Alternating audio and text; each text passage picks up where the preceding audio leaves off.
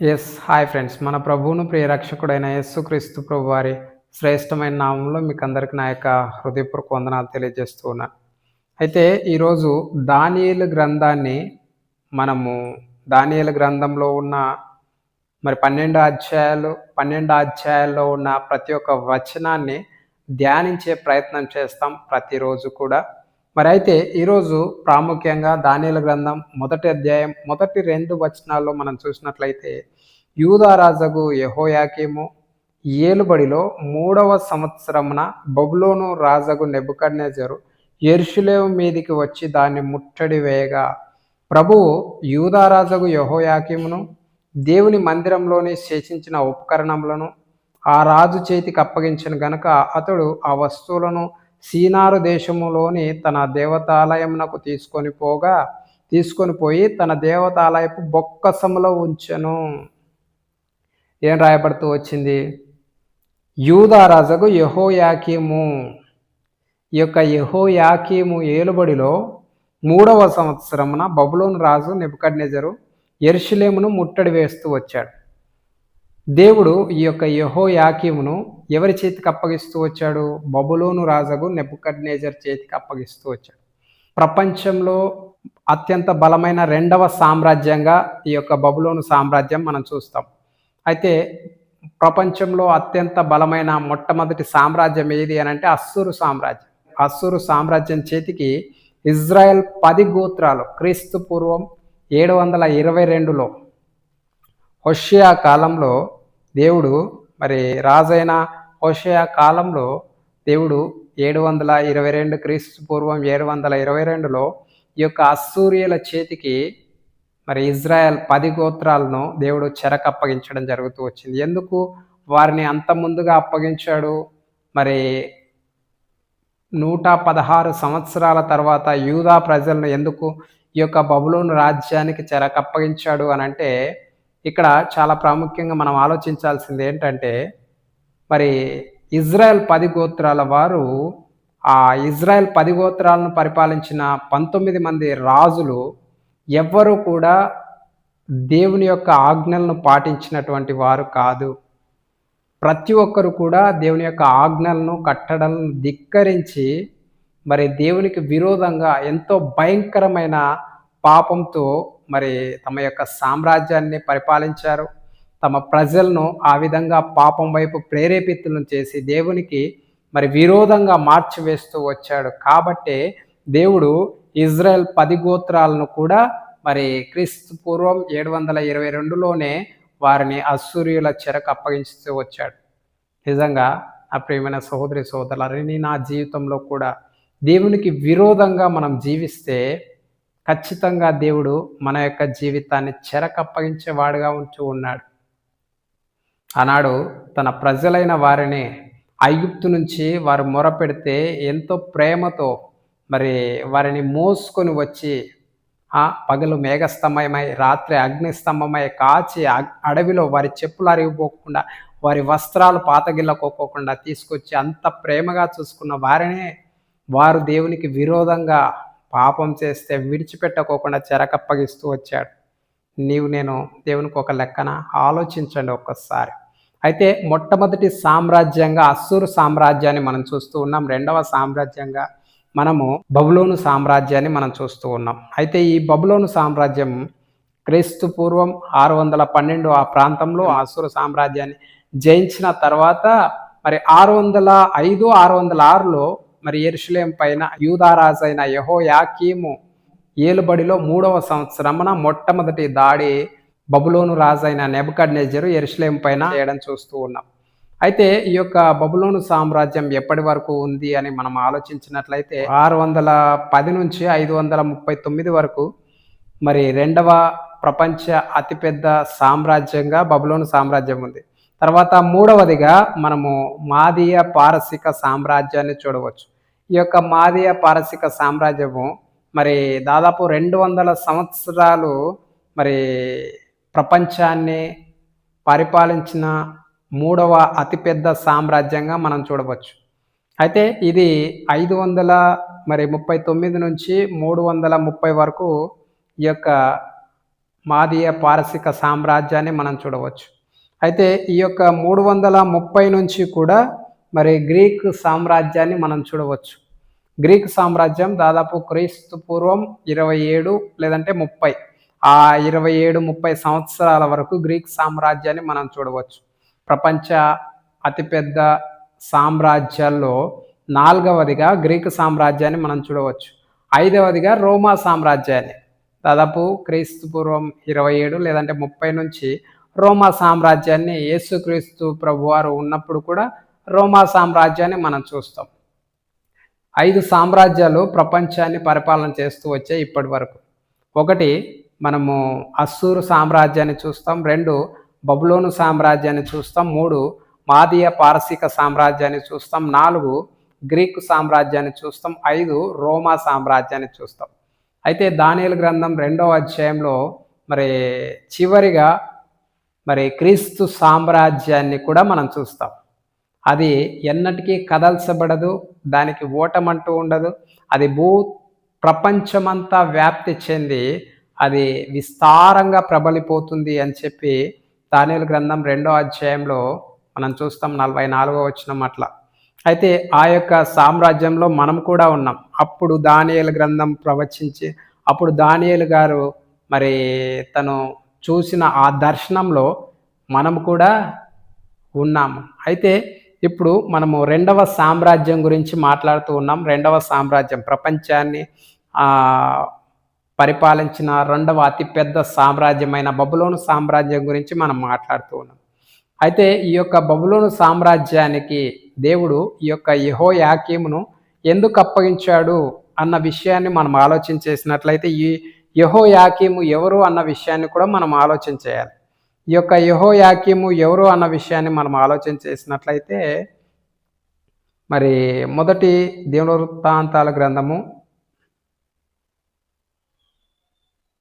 3వ అధ్యాయము 15వ వచనంలో మనం చూసినట్లయితే ఈ యొక్క యెహోయాకీము ఎవరు అన్న విషయం మనకు అర్థమైపోతుంది. యోషియా కుమారులు ఎవరనగా జ్యేష్ఠుడు యోహానాను, 2వవాడు యెహోయాకీము. ఈ యొక్క యెహోయాకీము ఎవరు అనంటే యోషియా కుమారుడు. ఈ యోషియా ఎలాంటి వాడు అన్న విషయాన్ని మనము చూసినట్లయితే కొన్ని క్లుప్తమైన విషయాలు మనం చూద్దామండి. ఈ యోషియా ఎలాంటి వాడు అన్నది కొన్ని విషయాల్లో మనం చూద్దాము. 2వ రాజుల గ్రంథం 22వ అధ్యాయము 1వ వచనాన్ని మనం చూసినట్లయితే యోషియా ఏలనారంభించినప్పుడు 8 ఏండ్ల వాడై యెరూషలేమునందు 31 సంవత్సరములు ఏలెను. అతడు యెహోవా దృష్టికి యథార్థముగా నడుచుచు కుడి ఎడమలకు తిరగక తన పితరుడైన దావీదు చూపిన ప్రవక్తనకు సరిగా ప్రవర్తించెను. యోషియా ఎవరండి? యెహోవా దృష్టికి యథార్థముగా నడుచుచు కుడికి కానీ ఎడమకు కానీ తిరగకోకుండా దేవుడు ఏ మార్గాన్నైతే చూపిస్తూ వచ్చాడో దేవుడు చూపించిన మార్గంలోనే సరి అయిన మార్గంలో యథార్థంగా దేవుని కొరకు బ్రతికినటువంటి వ్యక్తి యొక్క కొడుకు ఈ యొక్క యెహోయాకీము. అంటే తన తండ్రి ఏ విధంగా నడుస్తూ వచ్చాడో ఆ విధంగా నడవకోకుండా ఈ యొక్క యెహోయాకీము ఏం చేస్తూ వచ్చాడో మనము చూద్దామండి. 2వ దినవృత్తాంతముల గ్రంథము 36వ అధ్యాయం 5వ వచనం నుంచి మనం చూసినట్లయితే యెహోయాకీము ఏలనారంభించినప్పుడు 25 ఏండ్ల వాడై యెరూషలేములో 11 సంవత్సరములు ఏలెను. అతడు తన దేవుడైన యెహోవా దృష్టికి చెడు నడత నడుచుట చేత ఏం చేస్తూ వచ్చాడంట? చెడు నడత నడుస్తూ వచ్చాడు. ఇర్మియా గ్రంథము 22వ అధ్యాయం 17వ వచనంలో మనం చూసినట్లయితే అయితే నీ దృష్టియు నీ కోరికయు అన్యాయముగా లాభము సంపాదించుకొనుట ఎందే.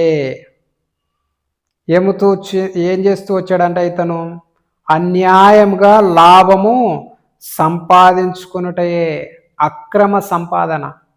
ఏం చేస్తూ వచ్చాడు? ప్రజల్ని ఇబ్బంది పెడుతూ అక్రమంగా డబ్బులు సంపాదించుకుంటూ ఉన్నాడు. తర్వాత మొట్టమొదటిది అతను ఏం చేస్తూ వచ్చాడు? విగ్రహారాధన, హేయమైన విగ్రహారాధన చేస్తూ వచ్చాడు. 2వదిగా అన్యాయంగా అక్రమంగా డబ్బు సంపాదించుకుంటూ వచ్చాడు. మూడవదిగా నిరపరాధుల రక్తము ఒలికించుట ఎందే నిలిచి ఉన్నవి. అంటే నిరపరాధుల యొక్క రక్తాన్ని ఒలికిస్తూ ఉన్నాడు ఈ యొక్క యెహోయాకీము. ఇక్కడ మనము ఇర్మియా గ్రంథము 26వ అధ్యాయం 20వ వచనంలో మనం చూసినట్లయితే ఇక్కడ ఒక ఉరియా ప్రవక్త చూస్తాం. ఇర్మియా ప్రవచించినట్లుగానే ఇర్మియా ఏ విధంగా అయితే ప్రవచిస్తూ వచ్చాడో, యెరూషలేమా యూదా ప్రజలారా, మీరు మీ యొక్క పాపం నుంచి మరలకపోతే, మీ పాపాన్ని మీరు విడిచిపెట్టకపోతే, అప్పటికి మరి యూదా ప్రజల యొక్క పాపము, యూదా రాజుల యొక్క పాపము ఎక్కువ విస్తీర్ణంగా ఎక్కువైపోవడం వల్ల అప్పుడు దేవుడు ఆ యొక్క ఉరియా ప్రవక్త ద్వారా ఈ యొక్క యెహోయాకీము ఉన్నప్పుడు ఉరియా ప్రవక్త ద్వారా దేవుడు అక్కడ కొన్ని ప్రవచనాలను వారికి ప్రవచించడం జరుగుతూ వచ్చింది. ఏమని ప్రవచిస్తూ వచ్చాడు అని అంటే, మరియు ఇర్మియా గ్రంథము 26వ అధ్యాయము 20వ వచనంలో, మరియు కిర్యాతారీము వాడైన షేమయ కుమారుడగు ఉరియాయను ఒకడు యెహోవా నామమును బట్టి ప్రవచించుచుండెను. అతడు ఇర్మియా చెప్పిన మాటల రీతిని ఈ పట్టణమునకు విరోధముగా, ఈ దేశమునకు విరోధముగాను ప్రవచించెను. రాజైన యెహోయాకీమును అతని శూరులందరూ ప్రధానులందరూ అతని మాటలు వినిన మీదట రాజు అతని చంపజూచుచుండగా ఉరియా దాన్ని తెలుసుకుని భయపడి పారిపోయి ఐగుప్తు చేరెను. అప్పుడు రాజైన యెహోయాకీము అక్బోరు కుమారుడగు ఎల్నాతానును అతనితో కొందరిని ఐగుప్తునకు పంపెను. వారు ఐగుప్తులో నుండి ఉరియాను తీసుకొని వచ్చి రాజైన యెహోయాకీము నొద్దకు చేర్చగా, ఇతడు ఖడ్గముతో అతన్ని చంపి సామాన్యుల సమాధిలో అతని కళేబరను వేయించెను. ఇక్కడ చూడండి, ఈ యొక్క మరి ఉరియా మరి ఏం చేస్తూ వచ్చాడండి? ఏమన్నా తప్పు చేస్తూ వచ్చాడా? నీతిమంతుడు, దేవుని యొక్క ప్రవక్తగా ఉన్నాడు. దేవుని యొక్క వాక్కు అందుకొని వారి మంచి కోసం వారు మరి ఇతర రాజ్యాలకి బానిసలుగా చెరగా అప్పగింపబడకోకుండానట్లు వారి యొక్క హృదయాలు మార్చుకోమని ప్రకటించాడు ఈ యొక్క ఉరియా ప్రవక్త. ఇర్మియా ఏ విధంగా అయితే ప్రకటిస్తూ వచ్చాడో అలాగే ఈ యొక్క ఉరియా ప్రవక్త కూడా మరి ఆ యొక్క యెహోయాకీము ఉన్న కాలంలో, మరి రాజుగా ఉన్న ఆ కాలంలో, మీ యొక్క హృదయాలను మార్చుకోండి, మీ జీవితాలను మార్చుకోండి, నిజంగా మీరు చేస్తుంది తప్పు అని చెప్పి ప్రకటించినందుకు ఈ యొక్క యెహోయాకీము ఆ యొక్క ప్రవక్తను చంపడానికి ప్రయత్నం చేస్తూ వచ్చాడు. చంపడానికి ప్రయత్నం చేసినప్పుడు ఆ ప్రవక్త ఏం చేస్తూ వచ్చాడు? పారిపోతూ వచ్చాడు. ఎక్కడికి? ఐగుప్తుకు పారిపోతూ వచ్చాడు. ఐగుప్తుకు పారిపోయినా కానీ ఈ యొక్క యెహోయాకీము ఊరుకోకుండా మరి అతని యొక్క సైన్యంలో, అప్పుడు రాజైన యెహోయాకీము అక్బోరు కుమారుడగు ఎల్నాతానును అతనితో కొందరిని ఐగుప్తునకు పంపాను. కొంతమందిని పంపించి ఐగుప్తులో ఉన్న ఆ ఉరియాని తీసుకొని వచ్చి చంపేసి సామాన్యుల మరి సమాధుల్లో అతని కళేబరను వేయించెను. ప్రవక్తగా ఉన్న అతన్ని సామాన్యుల సమాధుల్లో పారవేస్తూ వచ్చాడు, చంపివేస్తూ వచ్చాడు. అతను చేసిన చెడ్డ పని ఏమైనా ఉందా అని మనం ఆలోచించినట్లయితే అతను నీతిమంతుడిగా ఉన్నాడు. నీతిమంతుడిగా ఉన్న అతన్ని మరి నిరపరాధుల యొక్క రక్తాన్ని చిందించినటువంటి వాడుగా ఉన్నాడు ఈ యొక్క యెహోయాకీము. మొట్టమొదటి విగ్రహారాధన చేసినటువంటి వాడుగా ఉంటూ ఉన్నాడు. హేయమైన విగ్రహాలకు పూజ చేసినటువంటి వాడుగా ఉంటూ ఉన్నాడు. రెండవది మనం చూసినట్లయితే అక్రమంగా సంపాదించుకుంటూ ఉన్నాడు, జనాలను ఇబ్బంది పెడుతూ ఉన్నాడు. అయితే మూడవది నిరపరాధుల యొక్క రక్తాన్ని చిందించడం మనం చూస్తూ ఉన్నాం. అయితే నాలుగవది మనం చూసినట్లయితే ఇర్మియా గ్రంథం 22వ అధ్యాయము 17వ వచనంలో, అయితే నీ దృష్టికి నీ కోరికయు అన్యాయముగా లాభం సంపాదించుకున్నటైందే, నిరపరాధుల రక్తము ఒలికించుటైందే నిలిచి ఉన్నది. అందుకే నీవు జనులను బాధించుచున్నావు, అందుకొరకే బలాత్కారము చేయుచున్నావు. బలాత్కారము అంటే ఎంతో భయంకరంగా వారిని హింసిస్తూ, బలాత్కారం చేస్తూ, బాధ పెడుతూ, వారిపైన కఠినమైన నిబంధనలు పెడుతూ ప్రజలను బాధ పెడుతూ వచ్చాడు. ఎంతో భయంకరంగా ఈ యొక్క యెహోయాకీము మరి ప్రవర్తిస్తూ వచ్చాడు. ఇదే 16వ వచనంలో మనం చూసినట్లయితే 15-16వ వచనంలో ఈ యొక్క ఇర్మియా తన తండ్రి అయిన యోషియా గురించి మాట్లాడుతూ వచ్చాడు. 15వ వచనంలో మనం చూసినట్లయితే, నీ తండ్రి అన్నపానములు కలిగి నీతి న్యాయములను అనుసరించుచు క్షేమంగా ఉండలేదా? అతని తండ్రి ఏం సంపాదించుకోలేదు. ఈ యొక్క యోషియా రాజైన అతను ఏమీ సంపాదించుకోలేదు. అన్నపానములు కలిగిన వాడై ఉండి మరి నీతి న్యాయములను అనుసరించుచు క్షేమంగా ఉన్నాడు. అతను 31 సంవత్సరాలు పరిపాలన చేస్తూ వచ్చాడు. ఈ యొక్క యెహోయాకీము కేవలం 11 సంవత్సరాలు మాత్రమే పరిపాలన చేస్తూ వచ్చాడు.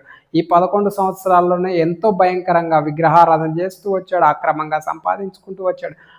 తర్వాత అలాగే నీతిమంతుల రక్తాన్ని ఒలికిస్తూ వచ్చాడు. తనకు ఎవరైనా ఎదురు చెప్తే వాళ్ళని చంపేయడానికి ప్రయత్నం చేస్తూ వచ్చాడు. అలాగే ఇక్కడ మరి ఇర్మియా తన తండ్రి గురించి మాట్లాడుతూ, నీ తండ్రి అన్నపానములు కలిగి నీతి న్యాయములను నరిగించుచు క్షేమంగా ఉండలేదా? అతడు దీనులకును దరిద్రులకును న్యాయము తీర్చుచు సుఖముగా బ్రతికెను. నువ్వు దీనులకు దరిద్రులకు న్యాయము తీర్చటం లేదు, వారిని దోచుకుంటున్నావు, వారి యొక్క డబ్బును అక్రమంగా సంపాదించుకుంటున్నావు అని చెప్పి మాట్లాడుతూ ఉన్నాడు. తర్వాత ఈ యొక్క యెహోయాకీము గురించి మాట్లాడతారు. అయితే నీ దృష్టికి నీ కోరికయు అన్యాయముగా లాభము సంపాదించుకుంటయందే, నిరపరాధుల రక్తం ఒలికించుటయందే నిలిచి ఉన్నది. అందుకొరకే నీవు జనులను బాధించుచున్నావు, అందుకొరకే బలాత్కారం చేయుచున్నావు. కావున యోషియా కుమారుడగు యెహోయాకీమును యూదారాజును గూర్చి యెహోవా ఇలాగు సెలవిచ్చుచున్నాడు, అయ్యో నా సహోదరుడా, అయ్యో నా సహోదరి అని అతని గూర్చి అంగలార్పు, అయ్యో నా ఏలినవాడా, అయ్యో శోభవంతుడా అని అతని కొరకు అంగలార్చుదురు. అతడు యెరూషలేము గుమ్మము ఆవలికి ఈడ్వబడి పారవేయబడి గాడిద పాతిపెట్టు రీతిగా పాతిపెట్టబడును. చూడండి ఎంత భయంకరంగా మాట్లాడుతూ ఉన్నాడు అని అంటే, మరి అతని యొక్క శరీరాన్ని గురించి, ఒక గాడిద పాతి పెట్టబడిన రీతిగా అతడు యెరూషలేము గుమ్మము ఆవలికి ఈడవబడి పారవేయబడి గాడిద పాతి పెట్టబడు రీతిగా పాత పెట్టబడును. అంటే ఒక గాడిదలాగా ఈడ్చుకొని పోయి ఈ యొక్క బబులోను రాజైన నెబుకద్నెజరు రెండవసారి, మొట్టమొదటిసారి చెరకు వచ్చినప్పుడు, మొట్టమొదటిసారి ముట్టడి వేసినప్పుడు ఏం చేస్తూ వచ్చాడు? అతన్ని చెరకు తీసుకొని పోలే. మొట్టమొదటిసారి ముట్టడి వేసినప్పుడు బబులోను రాజైన నెబుకద్నెజరు ఈ యొక్క మరి యెహోయాకీమును చెరకు తీసుకొని పోలే, మందిరంలోని కొన్ని ఉపకరణాలు తీసుకొని పోయాడు. అక్కడున్న మరి దానియేలు, షద్రక్, మేషక్, మనము ఏం చదువుకుంటూ ఉన్నాము? దానియేలు గ్రంథాన్ని గురించి ధ్యానం చేస్తూ ఉన్నాం కదా. మొట్టమొదటిసారి చెరకు కొనిపోబడిన వారిలోనే ఈ యొక్క దానియేలు, షద్రక్, మేషక్, అబేద్నెగోలు మొట్టమొదటిసారి బబులోను చెరకు కొనిపోబడిన వారిలో కొనిపోబడతారు.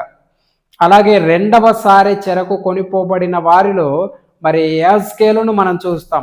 యెహెజ్కేలు గ్రంథాన్ని రచించిన యెహెజ్కేలును మనం చూస్తాం. ఈ యొక్క దానియేలు రాజనగరిలో ఉండి మరి ప్రవచనాలు, దర్శనాలు చూసి ప్రవశిస్తూ వచ్చాడు.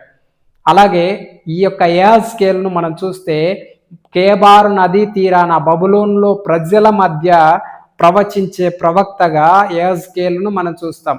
దానియేలు మాత్రము రాజనగరిలో రాజ ఆస్థానంలో ఉండి దర్శనాలను చూస్తూ ప్రవచించిన ప్రవక్తగా మనం చూస్తాం.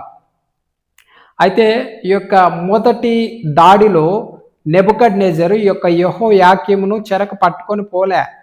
అయితే చెరకు పట్టుకొని పోకోకుండా విడిచిపెట్టబడుతూ వచ్చాడు కదా ఈ యొక్క యెహోయాకీము. అప్పుడైనా దేవుని యొక్క మాట వినాలా? అప్పుడైనా దేవుని యొక్క మాట అంగీకరించాలా? అప్పుడైనా దేవుని యొక్క మాట అంగీకరించి, అరే బాబోయ్ నేను చెరపట్టబడలేదు, దేవుడు నన్ను కాపాడాడు అని చెప్పి అప్పటికైనా నీతి న్యాయాలు అనుసరించి అక్రమంగా సంపాదన విడిచిపెట్టి, విగ్రహారాధన విడిచిపెట్టి, ఆ బలాత్కారాన్ని విడిచిపెట్టి ప్రజలను మంచిగా పరిపాలన చేస్తూ దేవుని వైపు దృష్టి ఉంచి దేవుని సన్నిధిలో కుడికి ఎడమకు తిరగకుండా యథార్థంగా దేవుని వైపు మరి చూస్తూ ప్రవర్తించే వ్యక్తిగా మారాలా ఈ యొక్క యెహోయాకీము రాజు? మారలేదు. తను మరి ఈ యొక్క బబులోను రాజైన నెబుకద్నెజరు దాడి చేసిన తర్వాత కూడా ఏం చేశాడో మనం చూస్తే, తన యొక్క మరణం గురించి ఇక్కడ మరి ఇర్మియా ప్రవక్త ప్రవచించిన మాటలు ఏమని ప్రవచిస్తూ ఉన్నాడు? ఇది ముందుగానే ప్రవచిస్తూ వచ్చాడు.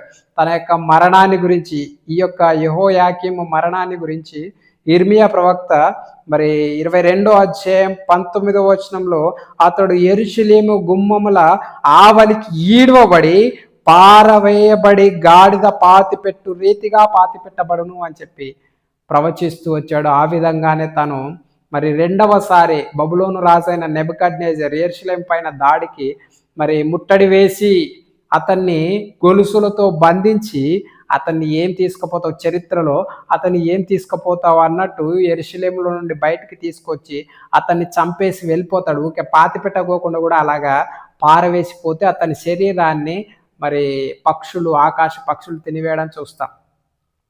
నిజంగా నా ప్రియమైన సహోదరి సహోదరులారా, అతను మొట్టమొదటిసారి దాడి చేసినప్పుడైనా దేవుని యొక్క మాటను అంగీకరించి దేవునికి యథార్థంగా దేవునికి లోబడి జీవించాడా అని అంటే ఏమాత్రం జీవించలేదు. అది కూడా ఆ విషయాన్ని కూడా మనం చూద్దాం. అతను మరలా బబులోను రాజైన నెబుకద్నెజర్ దాడి చేసిన మొట్టమొదటి దాడి అయిపోయిన తర్వాత తన ప్రవర్తన ఎలా ఉందో మనం చూసినట్లయితే చూడండి. ఇర్మియా గ్రంథము 36వ అధ్యాయము 1వ వచనంలో మనం చూసినట్లయితే యూదా రాజైన యోషియా కుమారుడగు యెహోయాకీము 4వ సంవత్సరమున యెహోవాకు యిర్మీయాకు ప్రత్యక్షమై ఇలాగ సెలవిచ్చెను. ఇది ఎప్పుడు జరుగుతుంది? 4వ సంవత్సరం. అంటే దానియేలు గ్రంథం 1వ అధ్యాయం 1వ వచనంలో యూదా రాజగు యెహోయాకీము ఏలుబడిలో 3వ సంవత్సరమున, అంటే 3వ సంవత్సరమున మొదటి దాడి చేస్తూ వచ్చాడు కదా. అయితే మొదటి దాడి అయిపోయిన తర్వాత యెహోయాకీము మొదటి దాడి ఈ యొక్క నెబుకద్నెజరు యెరూషలేము పైన మొదటి దాడి జరిపిన తర్వాత యెహోయాకీము ఏం చేస్తా ఉన్నాడో యిర్మీయా గ్రంథం 36వ అధ్యాయంలో మనం చూస్తాం. యూదా రాజైన యోషియా కుమారుడగు యెహోయాకీము 4వ సంవత్సరమున యెహోవాకు యిర్మీయాకు ప్రత్యక్షమై ఇలాగ చెప్పాను, నీవు పుస్తకపు చుట్ట తీసుకొని నేను నీతో మాట్లాడిన దినం మొదలుకొని, అనగా యోషియా కాలం మొదలుకొని నేటి వరకు ఇజ్రాయెల్ వారిని గూర్చి, యూదా వారిని గూర్చి, సమస్త జనులను గూర్చి నేను నీతో పలికిన మాటలన్నింటినీ దానిలో వ్రాయము. ఒక పుస్తకాన్ని, ఒక గ్రంథాన్ని వ్రాయమని చెప్పి యిర్మీయాతో దేవుడు చెప్తా ఉన్నాడు. నేను యూదా వారికి చేయనుద్దేశించు కీడంతటిని గూర్చి వారు విని నేను వారి దోషమును వారి పాపమును క్షమించున్నట్లు తమ దుర్మార్గతను విడిచి పశ్చాత్తాపడతారేమో. యిర్మీయా, నేను చెప్పే విషయాలన్నింటినీ రాయి వారి ముందుకు తీసుకొని వెళ్ళి చదవాలి అని చెప్పి ఒక గ్రంథాన్ని, యిర్మీయా చేత వ్రాయిస్తూ ఉన్నాడు దేవుడు. వాళ్ళు పశ్చాత్తాపడతారేమో, ఇక ఒకసారి దాడి అయిపోయింది, రెండవసారైనా పశ్చాత్తాపడితే వారిని విడిచిపెడదాము అని చెప్పి దేవుడు అనుకుంటూ వచ్చాడు. అయితే యిర్మీయా నెరియా కుమారుడగు బారూకును పిలువనంపగా అతడు యెహోవా యిర్మీయాతో చెప్పిన మాటలన్నీ యిర్మీయా నోటి మాటలను బట్టి ఆ పుస్తకంలో వ్రాసెను. యిర్మీయా బారూకును ఈలాగు ఆజ్ఞ ఇచ్చెను, యెహోవా మందిరంలోనికి రాకుండా నిర్బంధింపబడి తిని, కాబట్టి నీవు వెళ్ళి ఉపవాస దినమున యెహోవా మందిరంలో ప్రజలకు వినపడినట్లుగా నేను చెప్పగా నీవు ఈ పుస్తకంలో వ్రాసిన యెహోవా మాటలను చదివి వినిపించుము. తమ పట్టణంలో నుండి వచ్చు యూదా జనులందరికీ వినపడినట్లుగా వాటిని చదివి వినిపింపవలను. నేను మందిరంలోకి రాలేను, నిర్బంధింపబడ్డాను, కాబట్టి నువ్వు వెళ్ళి ఈ మాటలు, దేవుడు చెప్పిన ఈ మాటలు ప్రజలకు, యూదా ప్రజలకు వినిపించు అని చెప్పి బారాకును ఈ యొక్క యిర్మీయా పంపిస్తూ వచ్చాడు. ఒకవేళ వారు విన్నపములు యెహోవా దృష్టికి అనుకూలమగునేమో, ఒకవేళ వారు తమ చెడు మార్గములు విడుతురేమో, నిజముగా ఈ ప్రజల మీదకి ఉగ్రతయు మహాకోపము వచ్చునని యెహోవా ప్రకటించుచున్నాడు. మహాకోపం రాబోతుంది, ఇంకా యెరూషలేము సమూలంగా నాశనం చేయబడుతుంది, అసలు రాళ్ల కుప్పగా చేయబడుతుంది. ఆ కోపము, ఆ ఉగ్రత రాకోకుండా ఈ ప్రజలు తమ హృదయాలను, తమ జీవితాలను మార్చుకుంటారేమో, మందిరంలోనికి వెళ్ళి ప్రకటించు అని చెప్పి యిర్మీయా ఈ యొక్క బారూకును పంపిస్తూ వచ్చాడు. తర్వాత ప్రవక్త అయిన ఇర్మియా తనకు ఆజ్ఞ ఇచ్చినట్లు నేయిరు కుమారుడైన బారూకు గ్రంథము చేత పట్టుకొని యెహోవా మాటలన్నింటినీ యెహోవా మందిరంలో చదివి వినిపించెను. ఇదంతా ఎప్పుడు జరుగుతుంది? నెబుకద్నెజర్ రాజు మొదటి దాడి, మొదటి ముట్టడి అయిపోయిన తర్వాత, యెరూషలేములో దేవుని మందిరంలో ఉన్న ఉపకరణాలన్నీ తీసుకొని పోయిన తర్వాత జరుగుతుంది. మొదటి దాడి అయిపోయింది. మొదటి దాడి జరిగిన తర్వాతన ప్రజలు మారాలి కదా! అయ్యో వామ్మో, నెబుకద్నెజర్ రాజు వచ్చి మళ్ళీ ఏమైనా చేస్తాడేమో అని చెప్పి దేవునికి నమ్మకంగా బ్రతకాలని చెప్పి వాళ్ళకి అప్పుడన్నా బుద్ధి రావాలి కదా అని చెప్పి దేవుడు మాట్లాడిస్తూ ఉన్నాడు. తర్వాత యూదా రాజైన యోషియా కుమారుడగు యెహోయాకీము ఏలుబడి యందు 5వ సంవత్సరమున 9వ నెలను యెరూషలేములోనున్న ప్రజలందరూ యూదా పట్టణంలో నుండి యెరూషలేమునకు వచ్చిన ప్రజలందరూ యెహోవా పేరిట ఉపవాసం చాటింపగా, బారూకు యెహోవా మందిరంలో లేఖికుడైన షాఫాను కుమారుడైన గోమర్యా గదికి పైగానున్న శాలలో యెహోవా మందిరపు కొత్త ద్వారపు ప్రవేశమున ప్రజలందరూ వినున్నట్లు ఇర్మియా చెప్పిన మాటలను గ్రంథంలో నుండి చదివి వినిపించెను. ఎక్కడ? గది లోపల, మందిరం లోపల చదివాడు. మందిరం బయట కూడా, ద్వారం దగ్గర కూడా చదివి వినిపించాడు. నీవు ఇర్మియాయును పోయి దాగియుండుడి, మీరున్న చోటు ఎవరికి తెలియజేయవద్దని ప్రధానులు చెప్పిరి. ప్రధానులందరూ పిలిపించుకున్నారు. ఏం చేస్తూ వచ్చాడు? ఈ యొక్క బారూకుని పిలిపించుకొని విన్నారు, కూర్చున్నారు. మళ్ళా పెద్దలందరూ కలిసినారు. మందిరంలో చదివినారు. తర్వాత మళ్ళా పెద్దల దగ్గర చదివినారు ఇర్మియా గ్రంథాన్ని. ఈ యొక్క బారూకు, ఆ పెద్దలందరూ విన్నారు. అమ్మో, చాలా దేవుని మాటలు కఠినంగా ఉన్నాయి, మేము రాజు కూడా చెప్తాము, అయితే రాజు మంచోడు కాదు, నువ్వు ఇర్మియా పోయి దాక్కొని ఆ విషయాన్ని, దాక్కున్న విషయాన్ని మీరు ఎక్కడ ఉన్నారో కూడా మరి రాజుకు తెలియనివ్వకండి అని చెప్పి బారూకుకు ఆ ప్రధానులు, ఆ పెద్దలందరూ చెప్పి రాజు దగ్గరికి పోయినారు.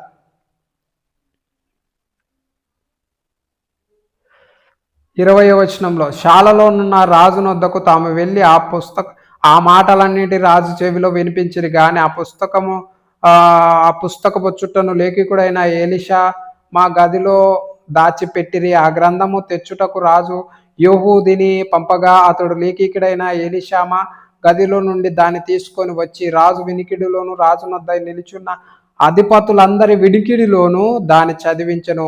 9వ మాసమున రాజు శీతాకాలపు నగరులో కూర్చుని ఉండగా అతని ముందర కుంపటిలో అగ్ని రగులుచుండెను.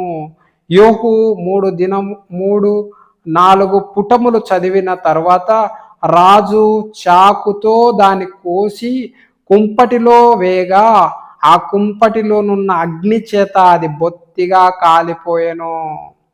చూడండి, దేవుని మాటలు, ఇర్మియా గ్రంథాన్ని, దేవుని మాటలను వ్రాసిన పుస్తకాన్ని ఈ యొక్క యెహోయాకీము ఏం చేస్తా ఉన్నాడు?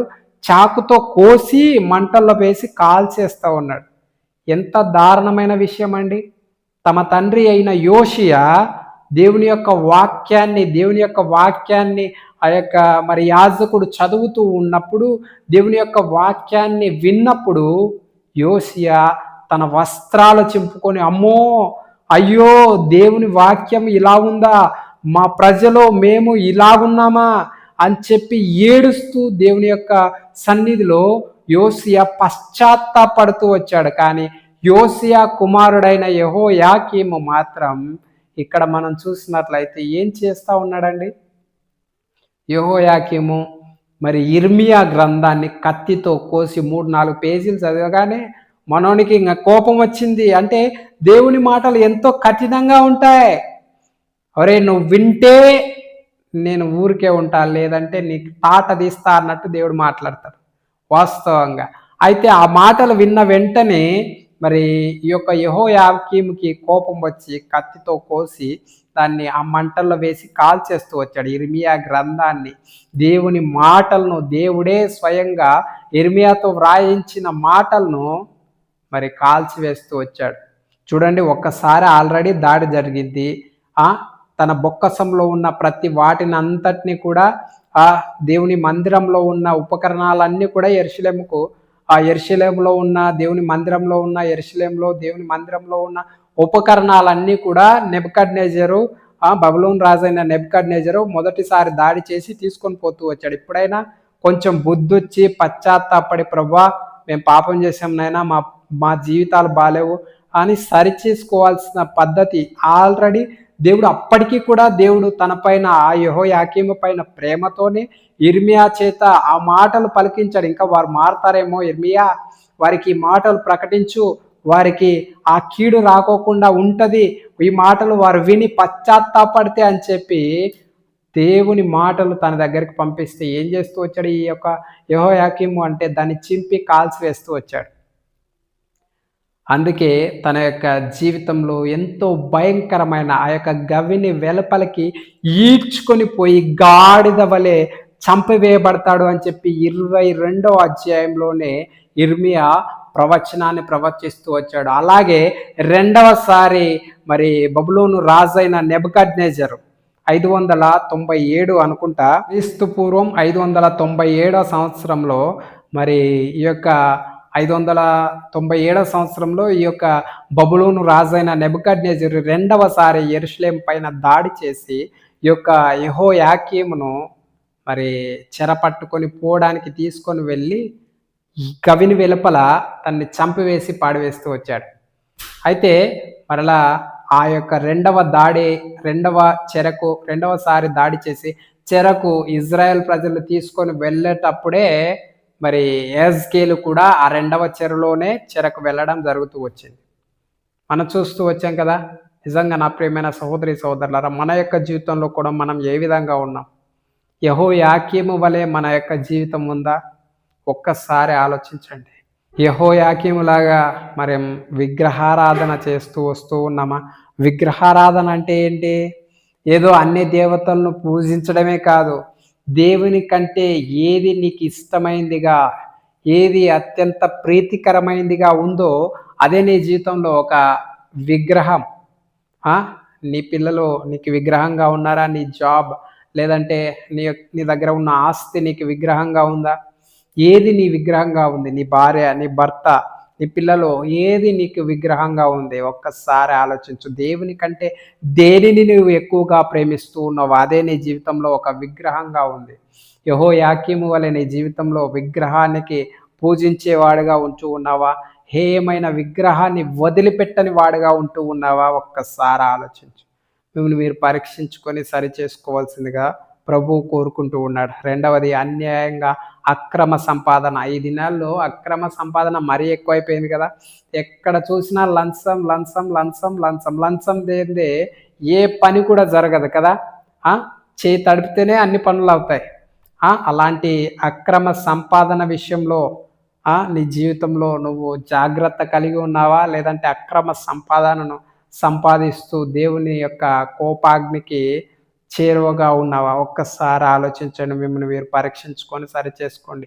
నిరపరాధుల యొక్క రక్తం విషయంలో, నిరపరాధులను రక్తం చిందించడం అంటే వారిని చంపాల్సిన అవసరం లేదు. నీతిమంతులను బాధ పెట్టకూడదు.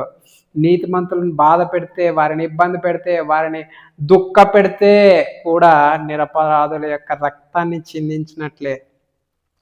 నాలుగవది, బలాత్కారంగా మరి బలవంతంగా అనేకులను బాధ పెడుతూ నువ్వు సుఖంగా సంతోషంగా జీవిస్తూ ఉన్నావేమో ఒక్కసారి ఆలోచించు. యోషియా రాజు తను ఏది సంపాదించుకోకుండా ఉన్న దాంట్లో సంతోషిస్తూ దేవునికి యథార్థంగా నీతి న్యాయాలను అనుసరించి నడుస్తూ వచ్చాడు. నా జీవితంలో యోషియా రాజు వలె ఉన్నామా? యోషియా రాజు కుమారుడైన యెహోయాకీము వలె మన జీవితం ఉందా? ఒక్కసారి ఆలోచించండి. ఈరోజు దానియేలు గ్రంథం మొదటి అధ్యాయం మొదటి 2 వచనాల్లోనే మనకి ఇంత చాప్టర్ అయిపోతూ వచ్చింది కదా. ఇంకా నా ప్రియమైన సహోదరి సహోదరులారా, దానియేలు గ్రంథము ఒక్కసారి మొదటి అధ్యాయం మొదటి 2 వచనాలు మనం చూసినట్లయితే, యూదా రాజగు యెహోయాకీము ఏలుబడిలో 3వ సంవత్సరంన బబులోను రాజగు నెబుకద్నెజరు యెరూషలేము మీదికి వచ్చి దాన్ని ముట్టడి వేయగా, ప్రభువు యూదా రాజగు యెహోయాకీము దేవుని మందిరంలోని శేషించిన ఉపకరణములను ఆ రాజు చేతికి అప్పగించను గనుక అతడు ఆ వస్తువులను సీనారు దేశంలోని తన దేవతాలయమునకు తీసుకొని పోయి తన దేవతాలయపు బొక్కసంలో ఉంచెను. ఎందుకు దేవుడు మరి ఈ యొక్క యూదా రాజ్యాన్ని బబులోను రాజ్యానికి అప్పగించాడు అన్న విషయాన్ని కూడా మనం ఆలోచన చేస్తే ఒక చిన్న పాయింట్ ఆలోచన చేసి ముగించేసుకుందాం. మొట్టమొదట ఇజ్రాయెల్ 10 గోత్రాలను దేవుడు అస్సూరు రాజ్యానికి అప్పగిస్తూ వచ్చాడు 722 క్రీస్తు పూర్వం. అయితే వారిని అప్పగించిన తర్వాత దాదాపు 116 సంవత్సరాల తర్వాత 116 సంవత్సరాల తర్వాత క్రీస్తు పూర్వం 606లో మరి ఈ యొక్క యెరూషలేము పైన మొట్టమొదటి దాడి మనం చూస్తూ ఉన్నాం. క్రీస్తు పూర్వం 606లో మొట్టమొదటి దాడి చూస్తూ ఉన్నాం. అంటే దాదాపు 116 సంవత్సరాల గ్యాప్ యూదా ప్రజల్ని దేవుడు ఎందుకు చెరకప్పగించలేదు అనంటే, అంతవరకు వారిలో కొంతమంది రాజులు నీతిగా, న్యాయంగా, యథార్థంగా బ్రతుకుతూ వచ్చాడు. ప్రజలు కూడా రాజు మరి మంచిగా ఉంటే ప్రజలు కూడా మంచిగా ఉంటారు కదా! యథా రాజ తథా ప్రజ అని. రాజే చెడ్డవాడైతే ఖచ్చితంగా ప్రజలు కూడా చెడిపోతారు కదా! కుటుంబానికి తండ్రి మంచిగా ఉంటే కుటుంబంలో పిల్లలు కూడా బాగుంటారు. కుటుంబంలో భార్య, తల్లిదండ్రులు అందరూ కూడా బాగుంటారు కదా! తండ్రే చెడ్డవాడైతే కుటుంబంలో దాదాపుగా ఆ కుటుంబము సరైన స్థితిలో ఉండదు. ఎవరి ఇష్టానుసారంగా వాళ్ళు బ్రతుకుతారు. అలాగే మరి యూదా రాజ్యంలో కూడా కొంతమంది మంచి రాజులు యోషియా గానీ, అలాగే హిజ్కియా గానీ, అలాగా కొంతమంది ఒక 8 మంది రాజులు దేవుని యొక్క హృదయానుసారంగా, దేవునికి యథార్థంగా బ్రతికిన దానిని బట్టి ప్రజలు కూడా మంచిగా బ్రతికిన దాన్ని బట్టి ఇజ్రాయెల్ 10 గోత్రాల కంటే మరి ఒక 100, 116 సంవత్సరాలు వారు మరి చెరకు అప్పగించబడకోకుండా కాచి ఉంచబడుతూ వచ్చారు.